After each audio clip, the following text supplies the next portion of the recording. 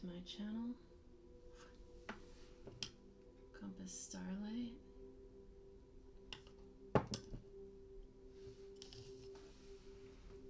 Ooh. Starting off November.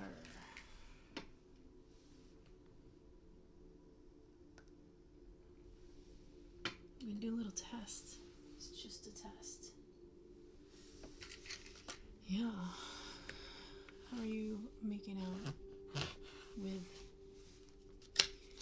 the ending and finalization of all that has passed and transpired in the month of October? You ready to put it to bed? Put it to rest?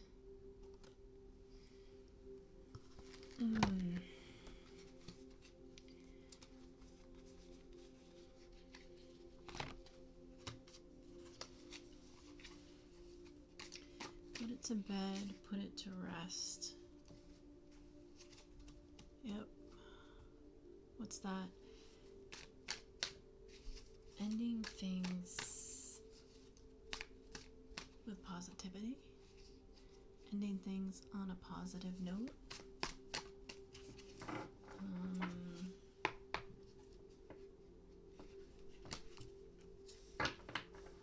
How about those things that don't end so well? Is there a better way to close out a cycle?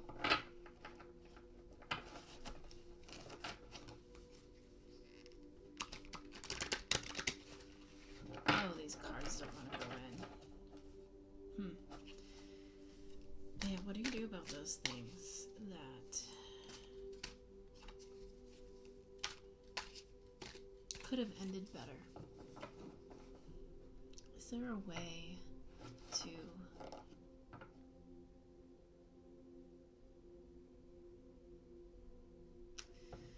close the cycle out in a smoother note? More smoothly. More smoothly than I'm shuffling these cards. Yeah. Oh my goodness. I just, I got this deck. I liked it a lot. I used it quite a bit. I thought I broke them in, but then, you know what happened? I lost my confidence in reading. It did. It happens sometimes. Plus, I had more growing to do, so there's that. That's a little bit better. All right.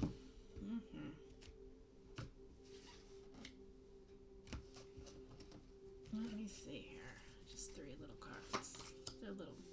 Ooh, we get the Star. We get the 10 of Wands and 7 of Pentacles. In case you can't see. The Star. 10 of Wands and the 7 of Pentacles. What does that look like? Following your dreams, putting down the burdens, and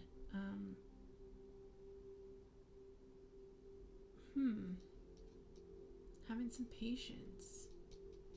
Yeah, it's funny, isn't it funny? Do you ever watch tarot readers and they all touch their cards? You can't see my cards on screen, I think. It's just a smidge off. I could probably rectify that. A little bit down lower. There we go. Yes. They touch the cards. Because it's like getting the juice out. It's like somebody handing you a family heirloom memento, something that belonged to somebody, a previously living ancestor, and feeling that energy, intuiting that energy. At the bottom of the deck there is the 2 of Wands. But I am going to pull more cards here, just off the top. Ooh, Strength, that's nice. The High Priestess and the Page of Wands. Oh, that looks great. What does that say? Kitty playing in the background. What does that say? That says that I want to put an if. If you are able to align with your dreams, with your vision, if you know yourself and you step into your authenticity, if you are able to pare down and whittle away any extra stuff, then you can follow that dream. And maybe even it is a north node kind of a thing. A north node kind of a thing. I don't know how clearly my voice is coming through on this microphone. It's been much better to me, this microphone. Anyhow, perhaps it is following the North Star. Your North Node is kind of where I'm going with that card, the star. If you don't know what your North Node is, you can find it for free, usually, on some astrology websites or apps. However,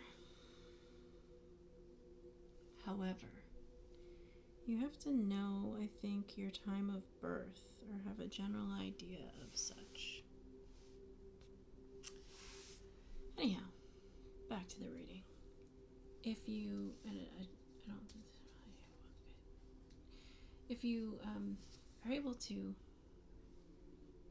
pare down all the extraneous things in your life around you, all your attachments, kind of like whittle those away and get in alignment with your deepest dreams and desires,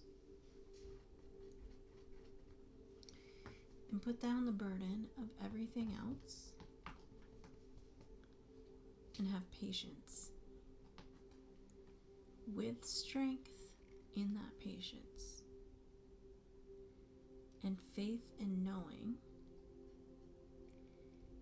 you will then be set up to go after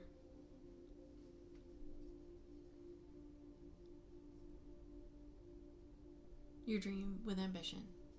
That's it. Oh, something else in the Ten of Wands. Carrying a burden home, but all those wands are, the majority of the wands, those 10 wands, that bundle, they are they're fruitful, or they're live wands. They have the potential and capability to bear fruit.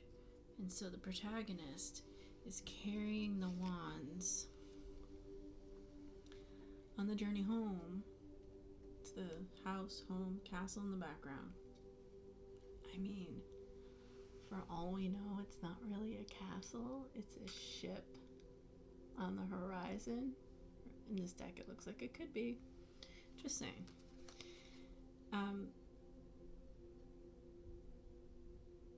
So you're either getting close to being able to put the burden down, making it home, just a little ways more to go, or you're at the end of that cycle and you've laid down the burden. Either way, it might be of use to consider whether or not the burden of the things is worth even bringing home, and also consider what is home. Just saying,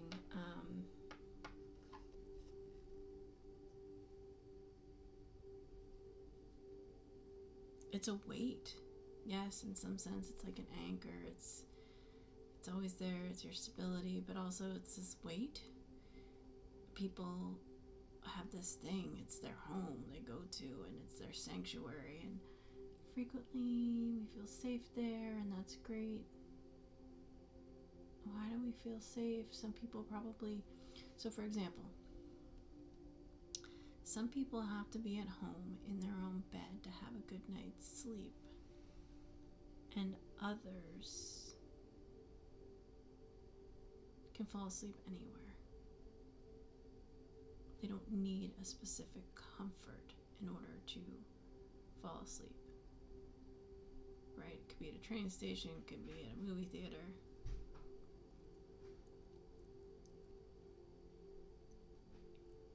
Or likewise, sometimes there are people that won't go and use a bathroom out in public.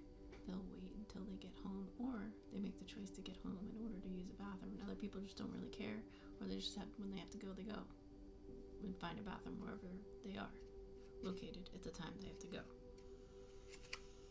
Point is, the concept of home brings some kind of comfort. And bringing all of these things, this burden, this baggage, back to the home. But maybe we live in this kind of society where consumerism is supported. Buy. You know, when it comes to fashion, it's the next season, the next new thing. Same thing with technology and tech gadgets. And where do we bring those things that we buy? The food, the clothing, the technology. I mean, there's so many things, though. There are all these sort of nesting stores and home goods stores. And everything just becomes a burden inside the home. It's just stuff. It crowds the space. Do you really want to bring all the stuff back into the place that is your sanctuary that you're calling home? Do you really want to do that? Do you want to crowd it up? What does that do to your energy? What is the energy that you embody or that you wish to embody?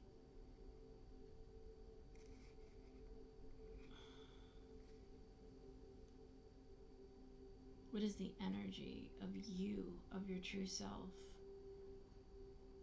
And all the stuff that you bring into the home, what does that do to the conduits of your energy? Is a good thing to consider is, are the items that you bring home useful or not?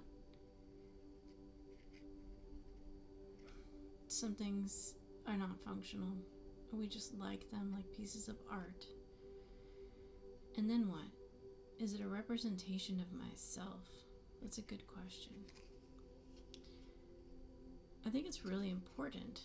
I'm dwelling on this because I do think it's important to put more consideration into the things with which we surround ourselves in the place we call home, whether it's an actual house or apartment, or it's a state of being in the world, in a community, what have you.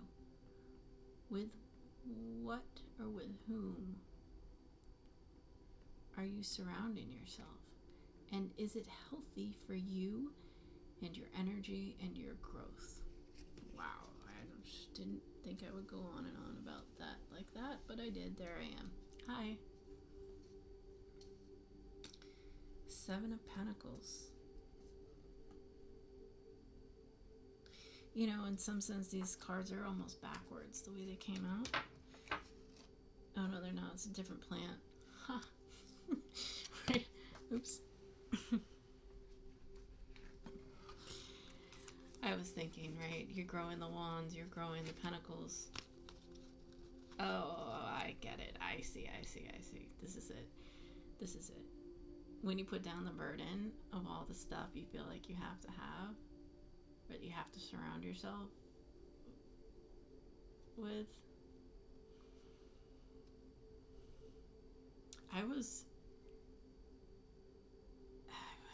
I spent a lot of time working with grammar as a child, and when I use improper grammar, it makes me wince. Pardon me. Anyhow, if you consider all of the things with which you surround yourself, and consider all of that which is unnecessary, by letting go of the burden of the physical things,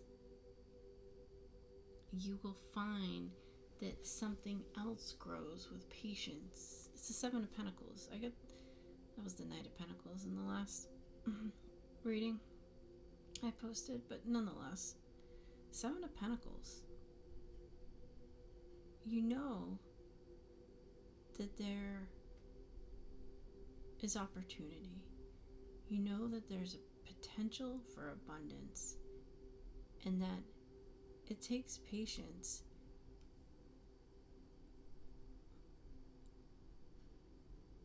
But the effort will be yielding with patience. With patience, the effort will be yielding. Nonetheless, it can be exacerbating to watch and wait for those seeds that you have already planted to grow. And that waiting takes patience and strength. But they will yield fruit with patience. Look at her.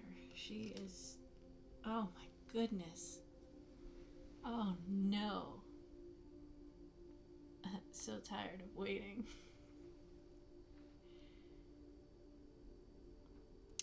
It's like that colloquialism, a watched pot never boils. You sit there and watch it and watch it and watch it. It seems like it takes forever to boil. But if you step away for a minute, or what seems like a minute, you come turn around and that pot of water is boiling. So, yes, patience and strength. Strength to have patience, but it's also taming of the beast. And what is the beast? It could be a lot of different things. But today, in this reading, it is the beast is negative thought. The beast is doubt. The beast is fear.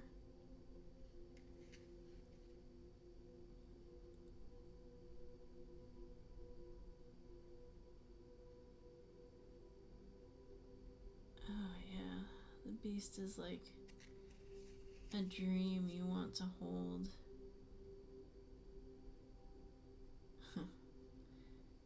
But the protagonist is able to tame that beast, to temper the beast, to work with the beast, because she has patience and love.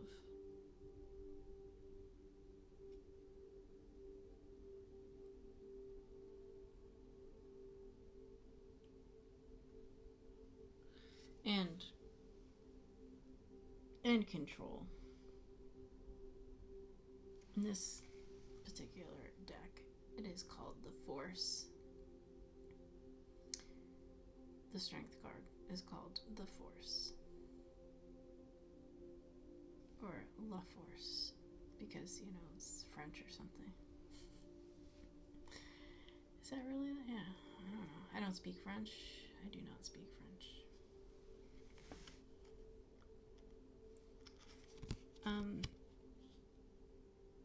You know, it's funny. It's really, she looks so forceful, right? You can see the look on her face. It's so forceful. She's like at peace and gentle, but she is controlling.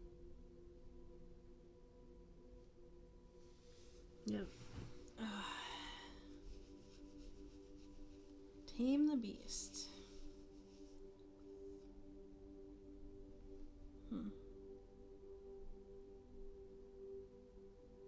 Interestingly enough, with her eyes closed there, it would seem as if she has this subconscious power, subconscious ability to wield this power of strength. Almost makes it look like it's easy. Makes it look like there's no force involved at all. Pretty clever. But it's not done out of manipulation. That cleverness is not manipulation. It is inherent in this protagonist.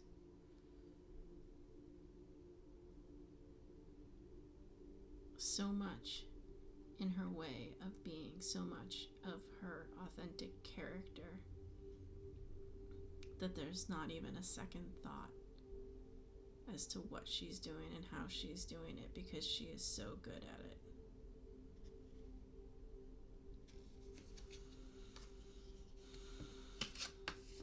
Interesting.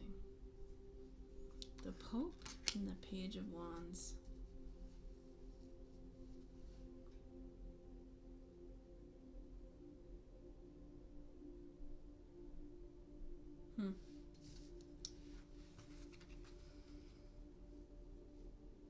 Did I say the Pope? I meant the High Priestess. La Papess in this deck. With the Page of Wands. The High Priestess is all-knowing. She's quiet. She doesn't need to speak. She just knows. And here she sits with the book. The book on her lap. It's open book. That's cute. You ever taken an open book test? It's like they let you have all the answers. You know the answers, they're just in there. Sometimes when you take an open book test, anything you previously were, anything about which you were previously unsure, you retain, it seems to me.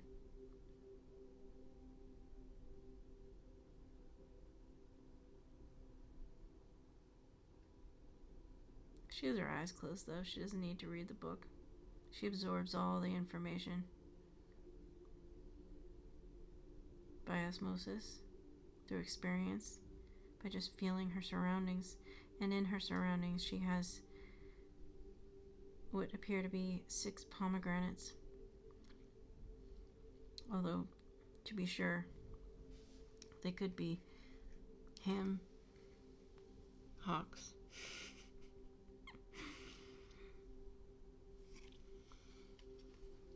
Turkey drumsticks. The kind you get at the big fair.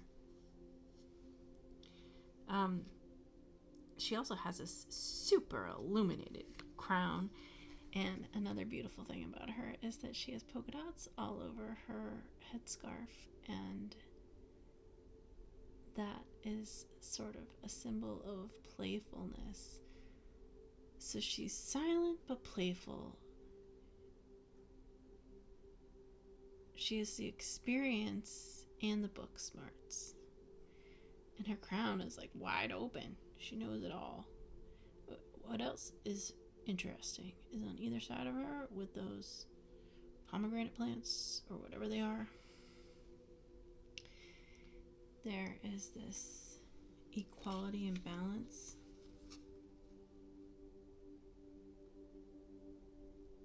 The kind you find in reciprocity. And okay, fine, maybe that is not her crown all lit up. Perhaps it is the sun, the illumination of the sun as the moon is at her feet. Or it could be both. Or it could be either one, right? the illumination of the crown is the same as the illumination of of the sun? What is it? What is it? It's high energy, right? We just had a full moon. Before the full moon, no, the night of the full moon, I enjoyed a very nice walk outdoors. I watched the sunset and the moonrise because the full moon rises around the same time as the sun sets, when and only when the moon is full. So if you walk in one direction, you get to see the sunset, and then you turn around, you get to see the moonrise. Yeah, it's pretty awesome. Fact of life. However, when that moon did rise, it was really, really bright. Really bright. Yes, when there's a new moon, it can be darker. Is it the moon that's dark? Or is it the fact that it appears to rise on our horizon so much later in the night, or in fact in the early morning? And for that reason, night appears to be darker. 4 days before the full moon, at the end of October, I was being followed by moon shadows and my nighttime walk. It was beautiful. Who needs a flashlight? There's the illumination of the moon, and it is the reflection of the light of the sun. They both carry their force of illumination. They both carry the high frequency. But when the moon is new, the moon appears at a completely different time of quote-unquote day in the 24-hour period. Yes, the night may be darker, but the moon still reflects the same amount of light. It still carries the same vibration. So what? What is that light on top of her head? All the knowledge, all the knowing, the high frequency, the high vibration. She has both the sun and the moon. She has both the balance on the left and the balance on the right. She knows the light and the dark.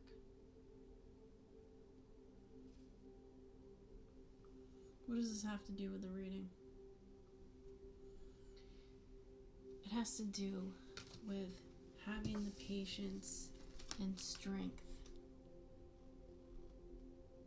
to wait for the divine timing,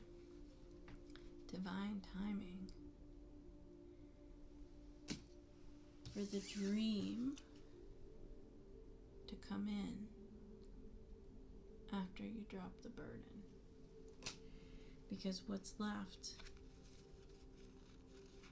is the knowing and the faith of the High Priestess that you will be able to grab that wand and run with it when it arrives.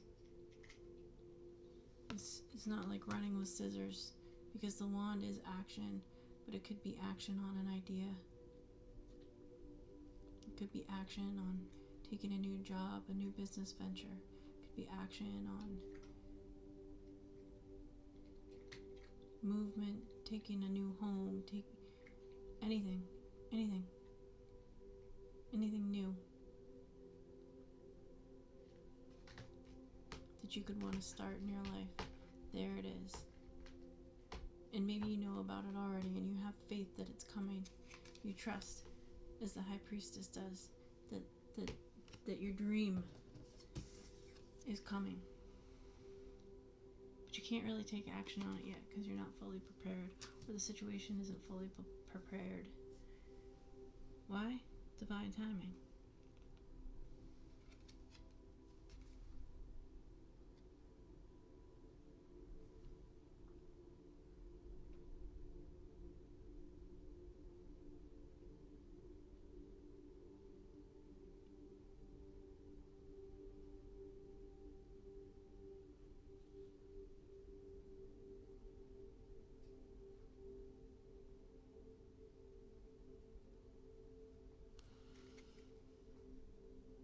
it grows well.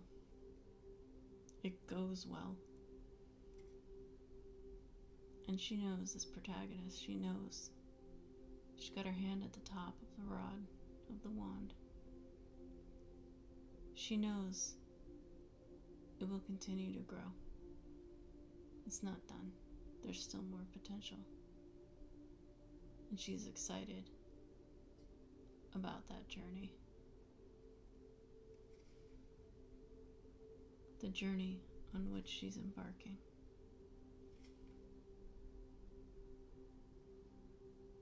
Yep. Thank you for coming to my channel.